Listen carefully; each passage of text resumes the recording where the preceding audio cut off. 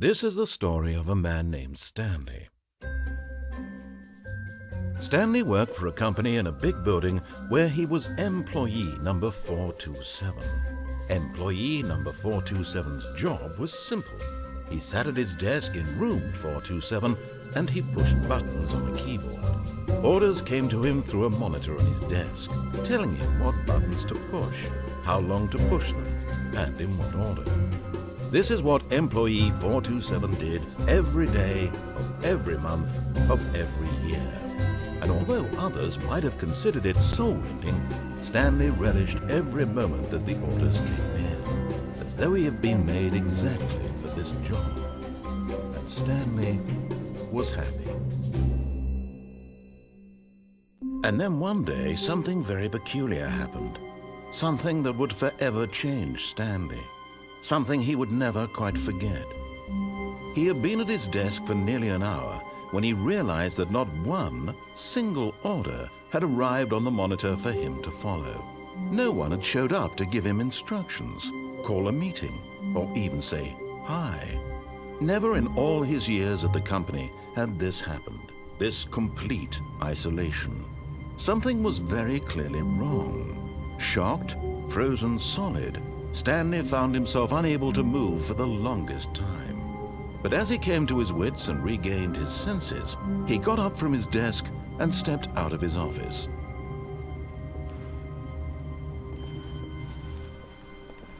All of his co-workers were gone. What could it mean? Stanley decided to go to the meeting room. Perhaps he had simply missed a memo.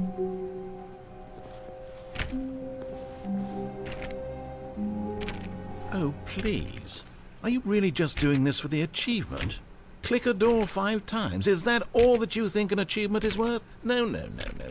I can't just give these merits away for such little effort. A measly 5 clicks. Now suppose you were to click the door 20 times. I would say that's the kind of effort that warrants recognition.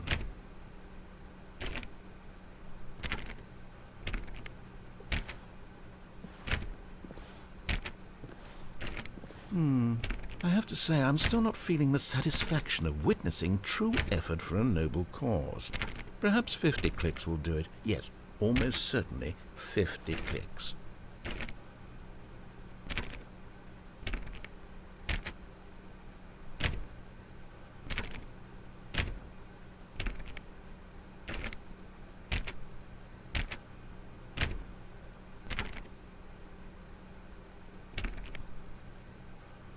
No, I'm still not feeling it.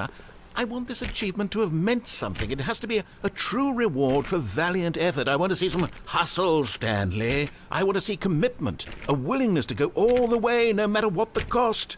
Why don't you go put 20 clicks into door number 417?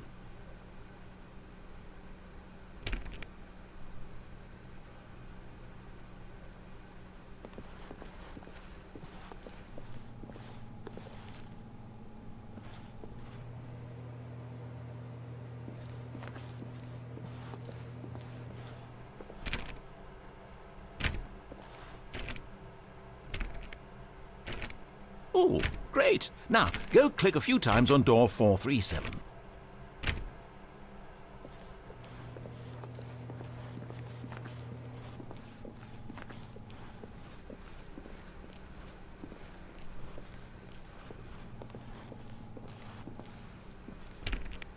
Excellent.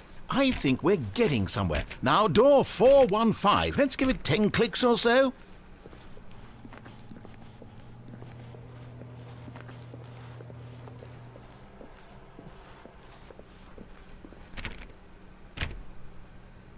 Now, back to door number 437.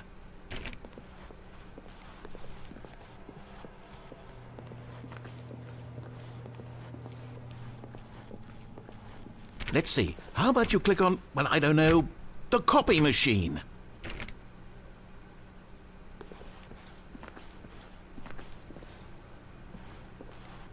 All right, back to room 417. I'm really feeling it now. I think we're getting somewhere.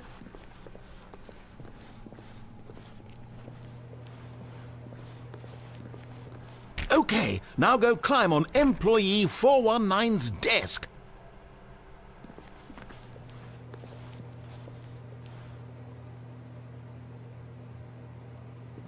Yes! This is great! You're putting it all on the line, Stanley. I like that. All right, let's keep it up. Go give me a few clicks on door 416.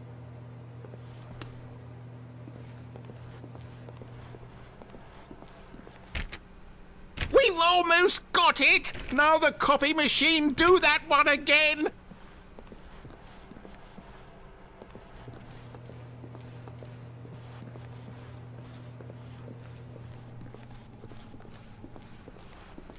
Finish it off, Stanley! 5 clicks on door 430! Yes! We did it! Oh, wow. That felt amazing. Oh, you really earned it, Stanley. Nothing could hold you back. Yes, I'm very proud of how far we've come today. Just think, only a few minutes ago you believed an achievement was worth 5 little clicks. Really now, what were you thinking?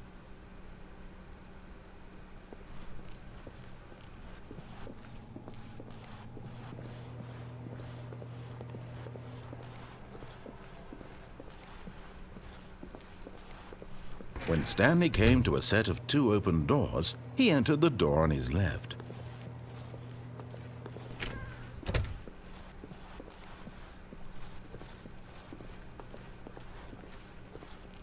Yet there was not a single person here either. Feeling a wave of disbelief, Stanley decided to go up to his boss's office, hoping he might find an answer there. Coming to a staircase, Stanley walked upstairs to his boss's office.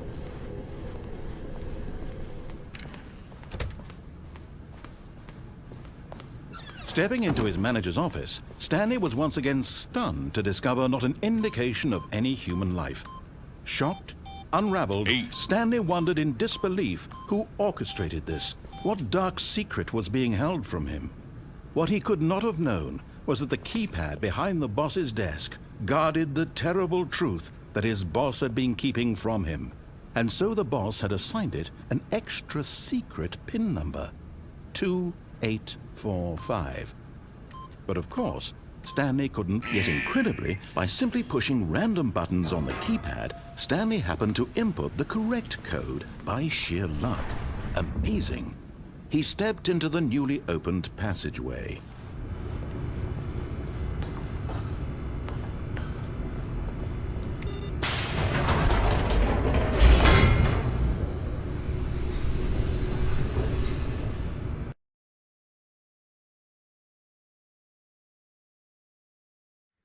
Descending deeper into the building, Stanley realized he felt a bit peculiar.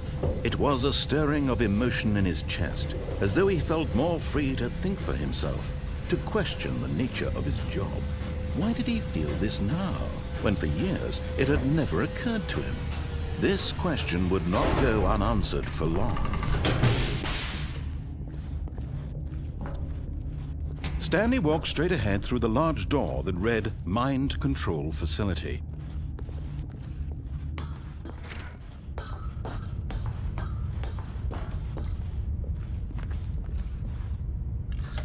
The lights rose on an enormous room packed with television screens. What horrible secret did this place hold? Stanley thought to himself. Did he have the strength to find out?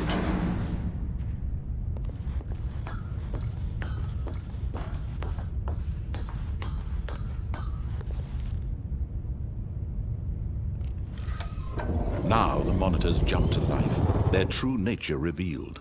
Each bore the number of an employee in the building, Stanley's co-workers. The lives of so many individuals reduced to images on a screen, and Stanley, one of them, eternally monitored in this place where freedom meant nothing.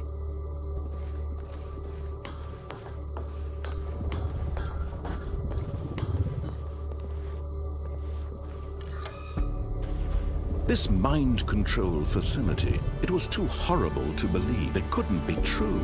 Had Stanley really been under someone's control all this time? Was this the only reason he was happy with his boring job? That his emotions had been manipulated to accept it blindly? No, he refused to believe it. He couldn't accept it. His own life in someone else's control? Never! It was unthinkable, wasn't it? Was it even possible? Had he truly spent his entire life utterly blind to the world? But here was the proof, the heart of the operation. Controls labeled with emotions, happy or sad or content, walking, eating, working, all of it monitored and commanded from this very place. And as the cold reality of his past began to sink in, Stanley decided that this machinery would never again exert its terrible power over another human life, for he would dismantle the controls once and for all.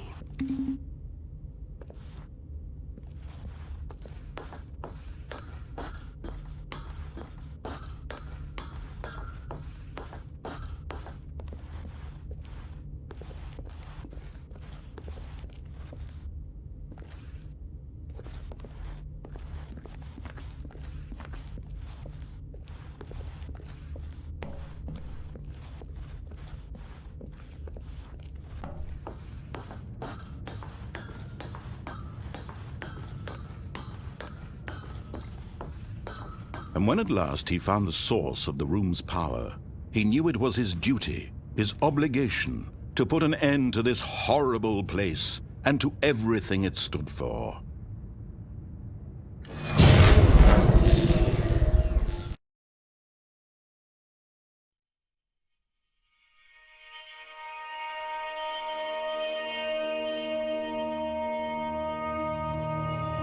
Blackness and a rising chill of uncertainty. Was it over? Yes!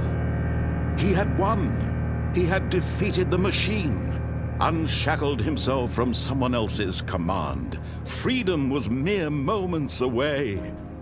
And yet, even as the immense door slowly opened, Stanley reflected on how many puzzles still lay unsolved. Where had his co-workers gone? How had he been freed from the machine's grasp? What other mysteries did this strange building hold? But as sunlight streamed into the chamber, he realized none of this mattered to him, for it was not knowledge or even power that he had been seeking, but happiness. Perhaps his goal had not been to understand, but to let go. No longer would anyone tell him where to go, what to do, or how to feel. Whatever life he lives, it will be his. And that was all he needed to know. It was perhaps the only thing worth knowing. Stanley stepped through the open door.